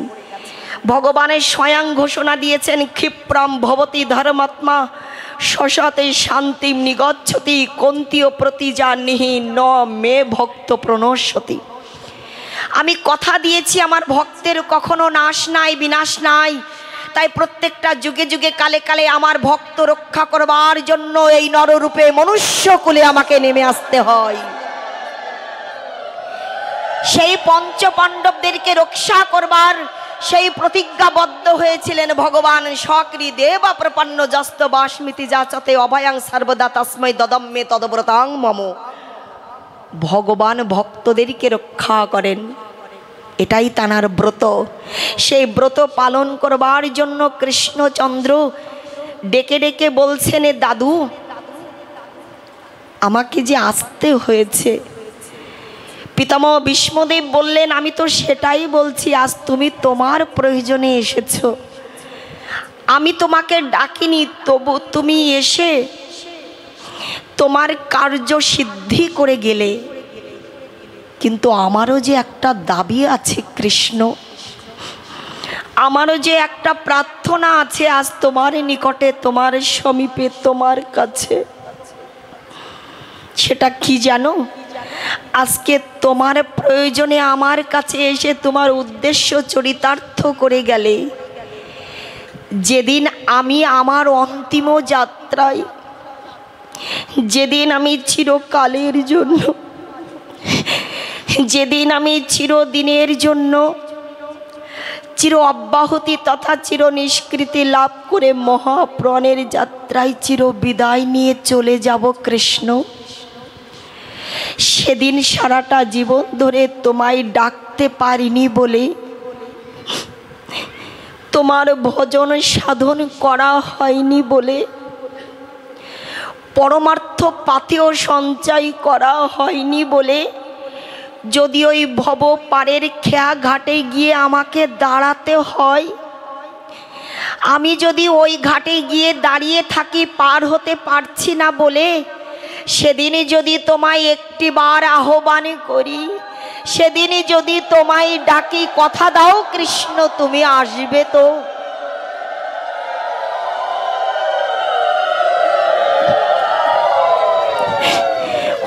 ওগো কৃষ্ণ তুমি কথা দাও, সেদিন আমার প্রয়োজনে যদি আমি তোমায় ডাকি, আমি যদি তোমায় আহ্বান করি, তাহলে একটিবার তুমি তোমার আজানুলম্বিত দুই বাহু প্রসারিত করে নিজের হাতে করে আমায় পার করে দিবে।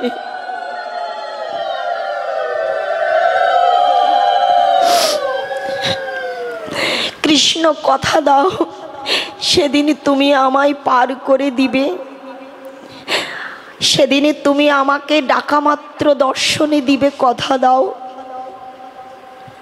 কৃষ্ণচন্দ্র চুপ করে দাঁড়িয়ে আছেন বাবা। যেদিন কৃষ্ণ বলরাম শান্তিপুনি মুনির আশ্রমে অতিথি হয়ে, শিক্ষার্থী হয়ে বিদ্যা গ্রহণের জন্য শান্তিপুনি মুনিকে অধ্যাপক হিসেবে বরণ অঙ্গীকার স্বীকার করেছিলেন,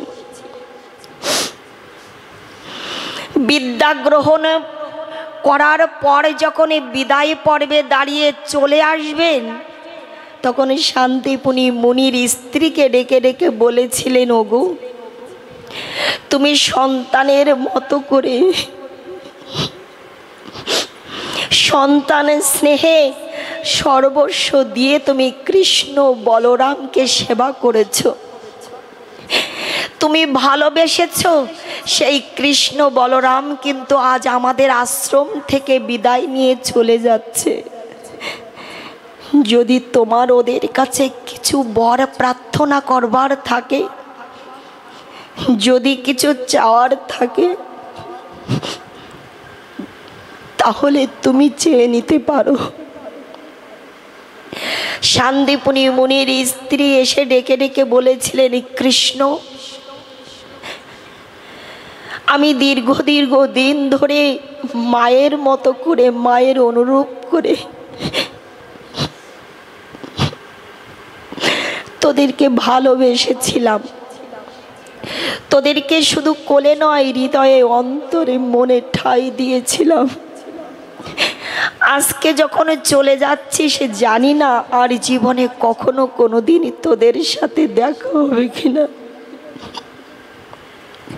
তো বিদায় পর্বে দাঁড়িয়ে একটা প্রার্থনা করি তোর কাছে, তুই যদি গুরু কাছ থেকে গুরু শিক্ষা গ্রহণ করে থাকিস, তাহলে দক্ষিণা দিতে হয় কৃষ্ণ, আমায় বিদায় যাত্রায় একটা দক্ষিণা অন্তত দিয়ে যাও।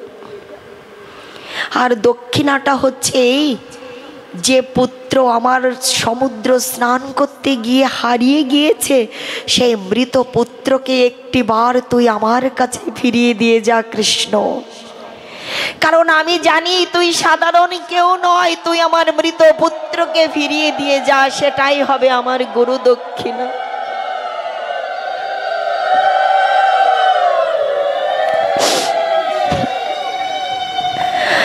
আমার শান্তিপুনি মুনির স্ত্রী এই প্রার্থনা, এই বর প্রার্থনা করেছিলেন, কিন্তু শান্তিপুনি কি চেয়েছিলেন জানো বাবা? শান্তিপুনি চেয়েছিলেন, ওগো কৃষ্ণ কিছু নিলে বিনিময়ে কিছু দিতে হয়।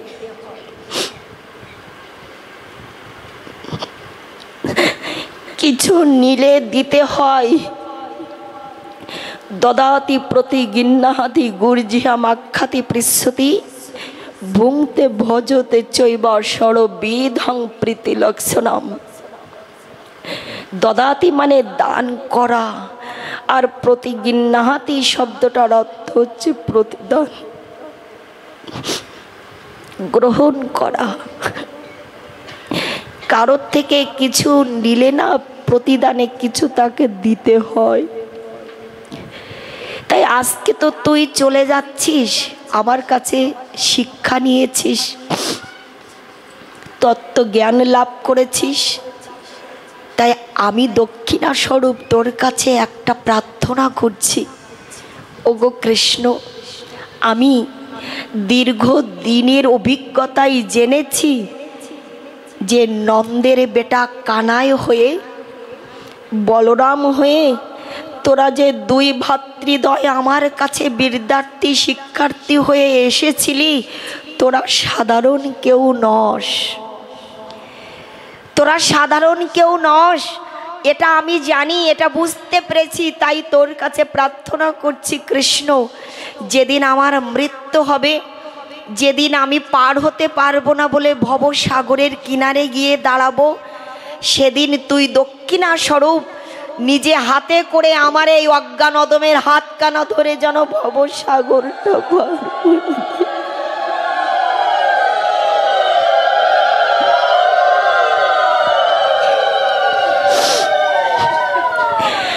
আমি সেদিন যদি পার হতে না পারি কৃষ্ণ, তাহলে তুই আমার হাতটা ধরে পার করে দিস। এই দক্ষিণা কয়জন চাইতে পারি মা? এই চাওয়া কয়জন চাইতে পারি? এই চাওয়াটাই শ্রেষ্ঠ চাওয়া, উত্তম চাওয়া, এটাই প্রার্থনীয় আমাদের। জ্ঞাতসারে অজ্ঞাতসারে কত অন্যায়, কত অপরাধ, কত পাপাচরণ করে চলেছি। জানি না মৃত্যুর পরে আমার গতিটা কি হবে। সেই গতির চিন্তা কামনা করে যদি সকাল সকাল গৌর গোবিন্দের চরণ আশ্রয় করা যায়, যদি তাদের চরণকে সম্বল করা যায়, তাহলে এমন প্রার্থনা যদি পৌঁছে দেওয়া যায়, তাহলে একটি বারের জন্য কৃষ্ণ ভেবে দেখেন, পার করে দেন আমাদের। ভবসাগরের কাণ্ডারি হয়ে, পারের কাণ্ডারি হয়ে তিনি হাতটা ধরে আমাদের পার করে দেন। কারণ তার মতো দীন দয়াল, দীনবন্ধু, করুণার সাগরে সিন্ধু এই জগতে আর কেউ নাই। ওগো কৃষ্ণ, আমি যদি সেদিন আমার প্রয়োজনে তোকে ডাকি, তোকে স্মরণ করি, কথা দে কৃষ্ণ আমাকে ফেলে দিবি না, কথা দে কৃষ্ণ দেখা দিবি, দর্শন দিবি। কৃষ্ণচন্দ্র মৃদু হেসে শুধুমাত্র মাথাটা নেড়ে চলে গেলেন। চতুর্চূড়ামণি কৃষ্ণ ভগবান সুধীজন কৃষ্ণচন্দ্র দ্রৌপদীকে সাথে করে নিয়ে সখীকে নিয়ে চলে গেলেন। একের পর এক দিন অতিবাহিত হতে চলেছে, হচ্ছে, আর কৌরবগণের মাইনাস হচ্ছে, তাদের সংখ্যাই কমে আসছে। 9 দিন ধরে কৌরব পক্ষের সেনাপতির দায়িত্বে ছিলেন পিতামহ ভীষ্মদেব। কৃষ্ণচন্দ্র প্রতিজ্ঞা করেছিলেন এই যুদ্ধে অস্ত্র ধারণ করবেন না, আর পিতামহ ভীষ্মদেব ভক্ত, তিনি প্রতিজ্ঞা করেছিলেন এই যুদ্ধে তোমাকে অস্ত্র ধারণ করিয়েই তবে আমি ছাড়ব। বিজয় লাভটা কার হবে বাবা? কার হবে? ভগবানের নাকি ভক্তের? তথাপিও ভীষ্মদেবের মতো করে ভক্তের, যিনি পরের মঙ্গল কল্যাণ কামনায় পরের স্বার্থে নিজের জীবনকে বলিদান করেছেন, উৎসর্গীকৃত করেছেন, সারাটা জীবন ধরে কামিনী কাঞ্চন চরিতার্থ করাটাই যেখানে মৌলিক চাহিদা জীবের, সেই চাহিদা বিসর্জনে জলাঞ্জলি দিয়ে বিবাহের আসরে পর্যন্ত বসেননি, যিনি সিংহাসনে বসেননি, জীবনের সর্বস্ব ত্যাগ করেছেন, সেই ভক্তের আকুলতায়, ব্যাকুলতায়, আহ্বানে ভগবান সাড়া না দিয়ে পারেন কখনো? সেই জয়টা ভীষ্মদেবেরই হয়েছিল। ভক্তকে রক্ষা করবার জন্য, ভক্তের কথার মান অক্ষুণ্ণ রাখবার জন্য রথের চাকা হস্তে ধারণ করে দেবদূতের মতো করে তিনি দৌড়িয়ে অস্ত্র ধারণ করে প্রতিজ্ঞা ভঙ্গ করেছিলেন। আমার পিতামহ ভীষ্মদেব তিনি তীরবিদ্ধ হয়েছিলেন, স্বরবৃদ্ধ হয়েছিলেন। অবশেষে লক্ষ্য করে দেখুন, যখন স্বরবৃদ্ধ হয়েছিলেন তখন সময়টা ছিল দক্ষিণায়ন। অয়ন কয়টা আছে বাবা? দুইটা, একটা দক্ষিণায়ন আর একটা উত্তরায়ণ। পক্ষ কয়টা আছে মা? দুইটা, একটা কৃষ্ণপক্ষ আর একটা শুক্লা পক্ষ। পিতামহ ভীষ্ম যখন স্বরবৃদ্ধ হয়েছিলেন সময়টা ছিল কৃষ্ণপক্ষ আর দক্ষিণায়ন। তিনি জানতেন যে উত্তরায়ণের শুক্লা পক্ষে দিবাভাগে যদি কারণ মৃত্যু হয় তাহলে তার পরম পদে প্রাপ্তি ঘটে। সেই জন্য তিনি চাতক পাখির ন্যায় প্রহর গুনছিলেন, অপেক্ষমান হয়ে প্রতীক্ষমান হয়ে প্রহর গুনছিলেন। চাতক পাখি কি করে বা? চাতক পাখি অপেক্ষা করে যে কবে গগনমণ্ডলে মেঘমালা মেঘরাশি উৎপন্ন হবে, গুরুগম্ভীর আওয়াজ করে মেঘকে ডেকে ফিরবে, বিদ্যুৎ চমকায়িত হবে আর তার পরিণতি স্বরূপ বৃষ্টির বাড়িধারা ধরাধামকে প্লাবিত স্নাত করবে। যে বাড়িবিন্দু গ্রহণ করে চাতক পাখি তার তৃষ্ণা, তার পিপাসা নিপাতিত করবে, নিবারণ করবে, মেটাবে। কারণ চাতক পাখি বৃষ্টির জলবিন্দু ছাড়া অন্য কোনো জল গ্রহণ করেন না। তাই চাতক পাখির মতো পিতামহ ভীষ্মদেব প্রহার গুনছে কবে উত্তরায়ণ এসে উপস্থিত হবে। শুক্লপক্ষ দিবাভাগে, যেটা ভগবান কৃষ্ণচন্দ্র অর্জুন সমীপে কীর্তন করেছেন, অন্তকালে চা মাম এ বা শরণ মুক্ত কলেবরামিয়া প্রতি সমদ্ভাবম যেতে নাস্তত্র সংশয়ম। মৃত্যুর পূর্ব মুহূর্তে যদি ভগবানের কথা চিন্তন করতে করতে, ভগবানের ভাবনায় ভাবিত হতে হতে, ভগবানের কথা গুণগান কীর্তন করতে করতে মৃত্যু হয় কারো, তাহলে তাৎক্ষণিকভাবে সে পরম ভাব প্রাপ্তি হয় এবং তার নিত্য গোলক বৃন্দাবন ধাম প্রাপ্তি হয়। এখানে কোনো সংশয় নাই, এখানে কোনো সংশয় নাই বাবা। এটা দূরদৃষ্টি সম্পন্ন বিচক্ষণ পিতামহ ভীষ্মদেব জানতেন। তাই সরসজ্জায় অপেক্ষমান হয়েছেন। যখন উত্তরায়ণ এসে উপস্থিত, প্রায় আষাঢ় থেকে শ্রাবণ, শ্রাবণের 11 তারিখ থেকে আবার আষাঢ়ের 10 তারিখ, এই হচ্ছে উত্তরায়ণ আর দক্ষিণায়নের সময়কাল। 6 মাস উত্তরায়ণ আর 6 মাস হচ্ছে দক্ষিণায়ন। লক্ষ্য করে দেখুন, উত্তরায়ণ যখন সমাগত তখন পিতামহ ভীষ্মদেব কি করেছেন জানো মা? পিতামহ ভীষ্মদেব মনে মনে তিনি শ্রীকৃষ্ণের কথা ভাবছেন। অহো, কাকে দিয়ে কৃষ্ণকে একটু খবর পাঠাবো, কাকে দিয়ে বার্তা পাঠাবো, মেসেজটা পাঠাবো যে উত্তরায়ণ এসে উপস্থিত হয়েছে, শুক্লাপক্ষ আমার অন্তিম যাত্রা এসে উপস্থিত হয়েছে, আমি বিদায় নিয়ে চলে যাব, আর আমি এই ধরাধামে থাকবো না। কাকে দিয়ে এই খবরটা পাঠাবো? মাগো, জগতের কোনো ব্যক্তি হলে না হয় কোনো মাধ্যমে তাকে খবর পাঠানো যায়, পাঠানোর প্রয়োজনও হয়, কিন্তু এখানে যিনি বসে আছেন, যার বাস এখানে, তাকে কি কোনো খবর পাঠাতে হয় মা? যার বাসটা এখানে, যিনি এখানে বসে আছেন আপনার, তাকে কি কোনো খবর পাঠাতে হয়?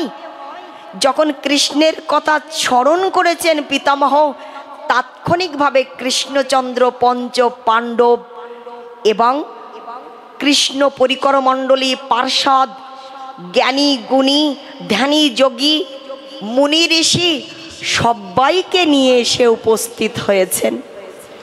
কৃষ্ণচন্দ্র যখন শিরদেশে এসে উপস্থিত হয়েছেন তখন শ্রীকৃষ্ণের গাত্র, যে গায়ের যে একটা ঘ্রাণ, সেটা পবন দেবতার সংস্পর্শে, তানার সহযোগিতায় বাতায়ন সহযোগে সংযোগে পিতামহ ভীষ্মদেবের নাসিকা রন্ধ্রে নাকের মধ্যে প্রবেশ করছে। বাতাসে কোনো সুগন্ধ দুর্গন্ধ ভেসে আসে না মা? আসে কি না? সেই শ্রীকৃষ্ণের গায়ের সুবাস সুগন্ধ, সেই কর্পূর, সেই আগরু চন্দন, সেই সুবাসগুলো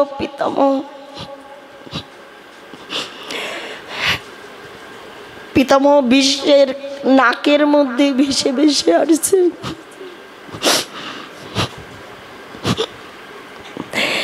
পিতামহ ভীষ্মদেব সরসজ্জায় শায়িত হয়ে এই গন্ধগুলো যখন ভেসে আসছে না,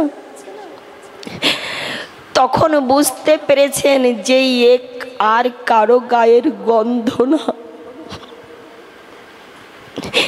এ গন্ধ যে আমার বড় পরিচিত। এ গায়ের গন্ধ, এ ঘ্রাণের সাথে আমি তো পরিচিত, কারণ 9 দিন ধরে কৌরব পক্ষের সেনাপতির দায়িত্ব পালন করেছিলেন পিতামহ। সেই রণক্ষেত্রে, কুরুক্ষেত্রের রণাঙ্গনে যখন যুদ্ধ অনুষ্ঠিত হয়েছিল, শ্রীকৃষ্ণের গাত্র থেকে, গা থেকে, শরীর অবয়ব তনু বপু থেকে, কলেবর থেকে এই ঘ্রাণ, এই আঘ্রাণ যে ভেসে ভেসে এসেছিল, যেটা গ্রহণ করেছিলেন, পান করেছিলেন পিতামহ ভীষ্মদেব, এই জন্য এই ঘ্রাণের সাথে পিতামহ বড় পরিচিত। পিতামহ শুয়ে শুয়ে ভাবছেন, এই গায়ের ঘ্রাণ তো আর কারো হতে পারে না, এ তো অনাদির আদি শাশ্বত স্বয়ং কৃষ্ণচন্দ্রের গায়ের গন্ধ। এই ভাবনার অন্ত হতে না হতে, শেষ হতে না হতে পিতামহ ভীষ্মদেব শ্রবণ করলেন যে রুনু ঝুনু রুনু ঝুনু শব্দ হচ্ছে। এই রুনু ঝুনু শব্দ, নূপুরের ধ্বনি ঝংকারে শ্রবণ করে আমার পিতামহ ভীষ্মের আর বিন্দু মাত্র বুঝতে বাকি নাই কে এসেছে। তিনি ক্রন্দনরত অবস্থায় ডেকে ডেকে বলছে, কে এসেছ, কৃষ্ণ নাকি?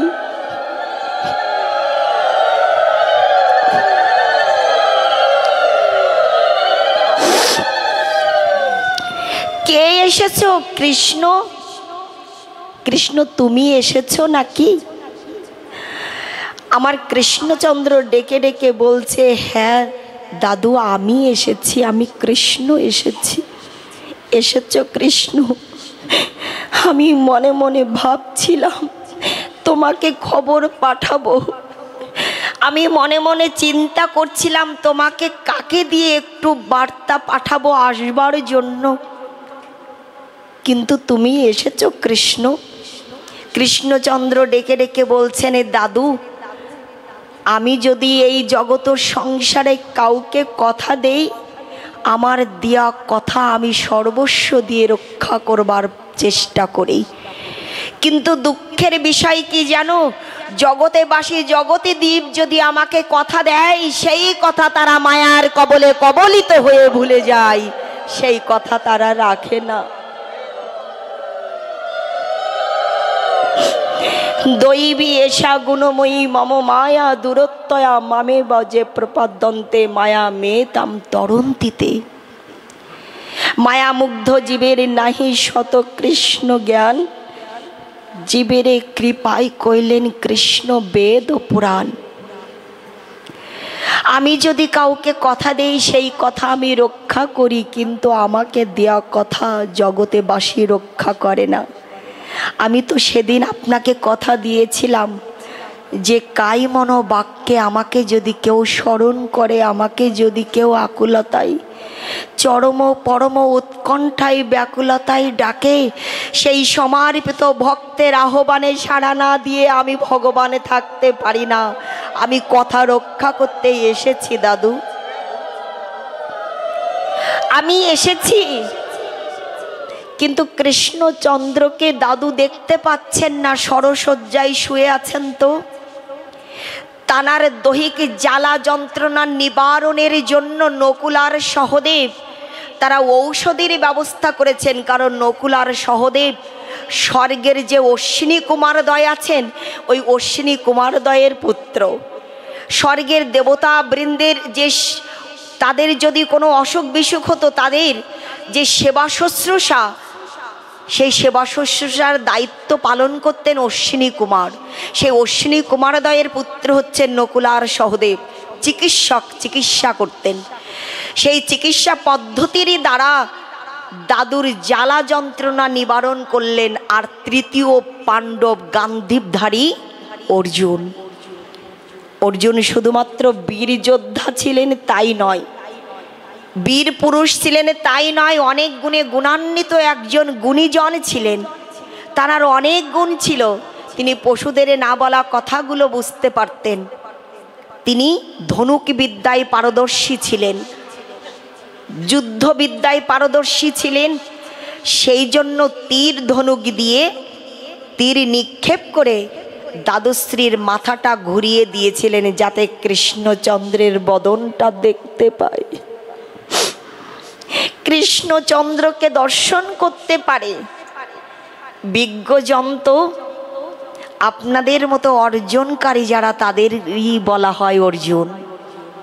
অর্জন করতে পেরেছে যে, তাকেই অর্জুন বলা হয়েছে। মাথাটা ঘুরিয়ে দিলে কৃষ্ণচন্দ্রকে দর্শন করছেন। কৃষ্ণচন্দ্রকে দর্শন করতে করতে অনেক কথোপকথন, অনেক জ্ঞানময় তত্ত্ব বিষয়ক আলোচনা পঞ্চ পাণ্ডবদের দ্বারা যুধিষ্ঠির মহারাজের যে আত্মীয় স্বজন বধ করেছিলেন, সেই যে একটা অপরাধ বোধ তাকে তাড়না করে চলেছিল, একটা আত্মগ্লানি, সেই গ্লানি দূর করেছিলেন। সেই সংকোচ বোধটা দূর করেছিলেন। যে মায়া কাজ করেছিল, সেই মায়াটা দূর করেছিলেন। জগতে জীবের উদ্দেশ্যে অনেক অনেক হিতবাক্য, উপদেশ, পরামর্শ, তত্ত্ব কথা তিনি আমাদের উপহার দিয়ে গিয়েছিলেন। সর্বোপরি পিতামহ ভীষ্মদেব পঞ্চ পাণ্ডবদেরকে ডেকে ডেকে বলেছিলেন, যুধিষ্ঠির, ওগো ভীম, ওগো অর্জুন, নকুল, সহদেব, তোমরা শ্রবণ করো। যাকে বন্ধু জ্ঞানে, যাকে সখা জ্ঞানে এতদিন দিন যাপন করেছো, দিন অতিবাহিত করেছো, কালক্ষেপণ করেছো, কখনো সখা বলে, কখনো বন্ধু বলে, কখনো কৃষ্ণ বলে সম্বোধন করেছো, তোমরা জেনে যাও আদৌ সেই সাধারণ কোনো ব্যক্তি নয়। তিনি সাক্ষাৎ পরম ব্রহ্ম, পরমেশ্বর। তিনি পরম পিতা, পরম ধাম, পরম পূত পবিত্র। তানার স্বরূপ তত্ত্ব নির্ণয় করলেন। সর্বোপরি ডেকে ডেকে বলছেন, দাদু আমাকে ডেকেছিলেন নিশ্চয়ই কোনো কারণে, বলুন, আমি এসেছি। কিন্তু জানেন দাদু, আমাকে দর্শন করলে না তার পরম গতি লাভ হয়। আমাকে মৃত্যুর পূর্ব মুহূর্তে যদি কেউ দর্শন করতে পারে, কেউ যদি লাভ করতে পারে, তাকে আব্রহ্ম ভুবনালোকা পুনরাবতী নর্জুন মামুপ্যত্ত তু কন্তীয় পুনর্জন্ম ন বিদ্যাতে। জন্ম মৃত্যুর আবর্তে আবর্তনশীলতায় তাকে আর ঘুরতে হয় না, প্রদক্ষিণ করতে হয় না। সে আমার পরম ধাম, পরম গতি লাভ করে।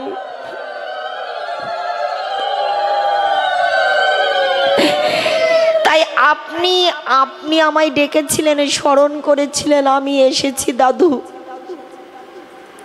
বলুন এখন কি করব? পিতামহ ভীষ্মদেবে ডেকে ডেকে বলেছিলেন, কৃষ্ণ তুমি এসেছো ঠিকই, কিন্তু আমি আমার অন্তিম যাত্রায় ভিন্ন মনমানসিকতায় দাঁড়িয়ে আছি, অপেক্ষমান হয়ে প্রহর গুনছি। কি সেটা জানো? যে দ্বিভুজ মুরলীধারী কৃষ্ণ, তুমি যে রূপে আজ আমার সম্মুখে দণ্ডায়মান দাঁড়িয়ে আছো, এই রূপ দর্শন করে আমি বিদায় নিতে চাই না। এ ভাবনা কাদের হয় বাবা? এই চাওয়া কারা চাইতে পারে? সাধারণের চাওয়া এটা নয়। তুমি এসেছো ভগবানকে, আজ আমরা চাইছি সর্বদা সদা সর্বদা লাভ করতে, প্রাপ্ত হতে, তার সান্নিধ্যে পৌঁছাতে, চরণগামী হতে, তথাপিও আমরা পারছি না। কিন্তু সেই ভগবান যদি সামনে এসে দাঁড়ান, কখনো কোনো দিন সৌভাগ্যবশত ফিরে দিতে পারবো? সেই স্পর্ধা, সেই দুঃসাহসিকতা দেখাতে পারবো কেউ? পিতামহ ভীষ্মদেব বলছেন, যে রূপে এসেছ কৃষ্ণ, আমি এই রূপে মুগ্ধ নই, সন্তুষ্ট নই। তাহলে কি চান দাদু? বললেন, কৃষ্ণ, আমি কুরুক্ষেত্রের রণাঙ্গনে যুদ্ধের ময়দানে দেখেছিলাম তুমি কত ভক্ত বৎসল।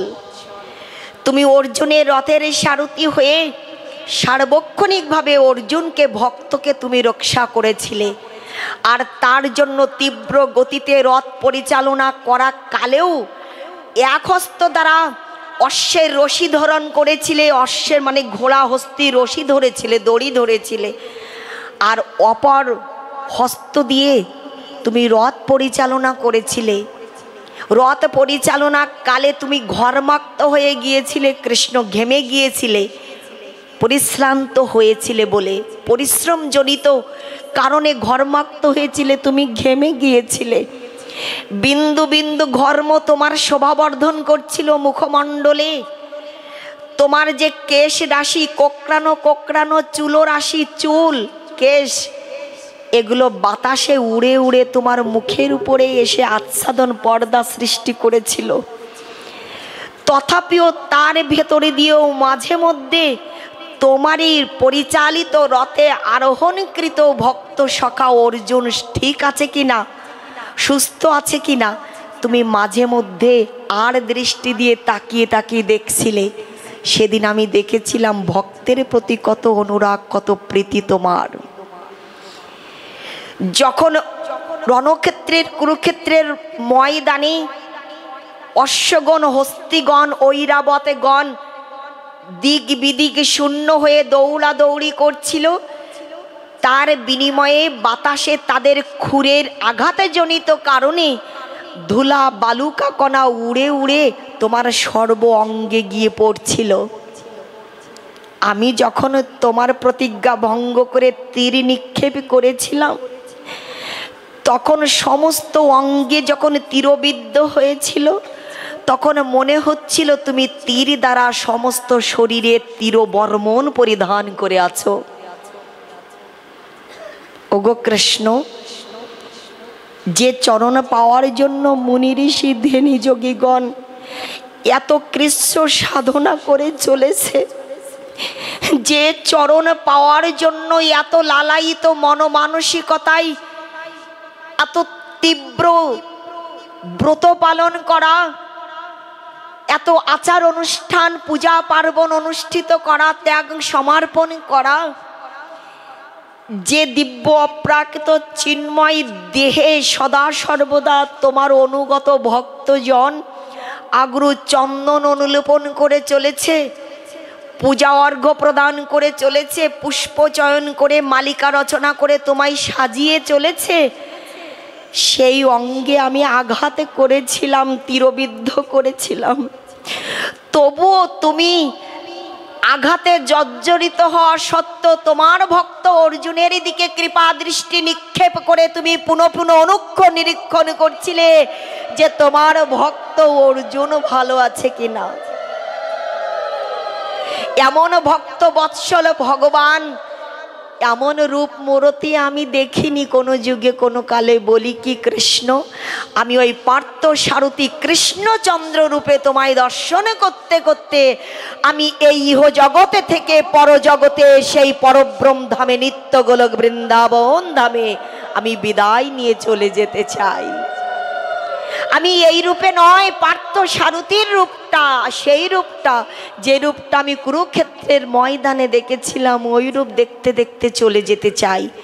বাঞ্ছা কল্পতরু ভগবান কৃষ্ণচন্দ্র তথাস্তু বলে পার্থ সারথির রূপ দর্শন করিয়ে আজকে ভক্ত পিতামহ ভীষ্মদেবকে আত্মসাৎ করলেন, নিজের চরণে ঠাঁই আশ্রয় দিলেন। কৃষ্ণচন্দ্রের নিজে হাতে করে সকল সঙ্গী সাথী ভক্তগণ তাদের সাথে করে নিয়ে মহামহ রাজকীয় আয়োজনে মহামহ আড়ম্বরের সাথে পিতামহ ভীষ্মদেবের মহাপ্রয়াণ মহোৎসব সেই যে নির্জান তিথি পালিত হয়েছিল।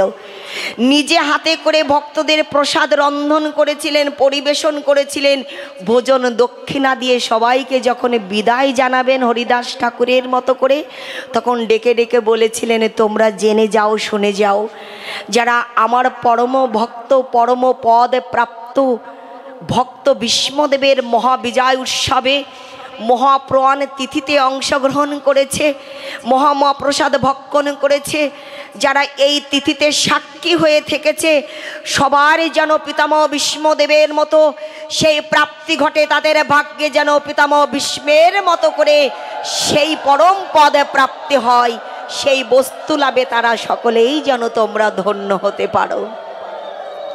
যে বস্তু লাভে পিতামহ ধন্য হয়েছেন, তোমরাও যেন সেই বস্তু লাভে ধন্য হতে পারো।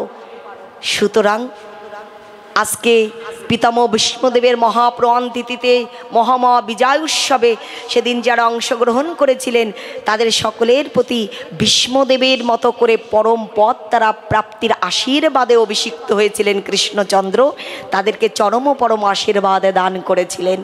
শুধু ভক্তগণ, আজকে যে ভক্তপ্রবার গণেশ মহাশয়ের বিরাহ তিথিতে আমরা এসেছি, আমরা গতদিন প্রার্থনা করেছিলাম ধুন্ধুকারীর মতো নিত্যগোলক বৃন্দাবন ধাম যেন ওনার প্রাপ্তি হয়।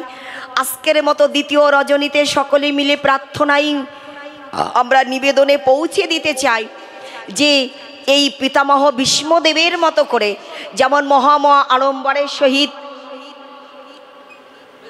আজকে মহাবিজয় উৎসব পালিত হয়েছিল, যেন এই বাবু মহাশয়ের স্থিতিটা, গতিটা যেন পিতামহ বিষ্ণের ন্যায় হয়, পিতামহ বিষ্ণের মতো করে হয়, তিনিও যেন পরম পদে প্রাপ্ত হতে পারেন।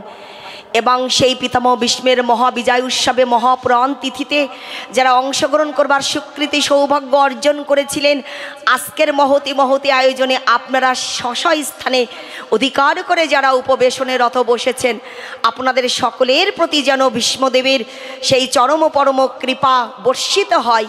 কৃপার বাড়িতে যেন আমরা সবাই অবগাহন করতে পারি।